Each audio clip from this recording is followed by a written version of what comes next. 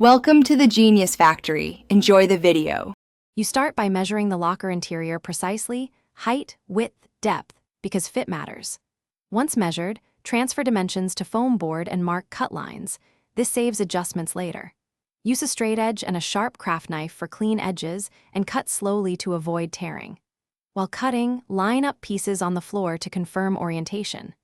Make sure to keep small test scraps for checking contact paper adhesion before you cover final surfaces. Once your panels are ready, assemble the shelf by joining two pre-cut pieces at a right angle. Apply glue along the seam and reinforce inside with tape so it holds weight. Then, cover each face with contact paper to protect against scuffs and moisture. Smooth bubbles with a card. For attachment, place magnetic strips on the back edges or use heavy-duty adhesive pads if magnets won't stick. This keeps everything stable yet removable. Make sure to test load with typical items before final placement. To finish, install your shelf and pouches, then load typical items to check balance.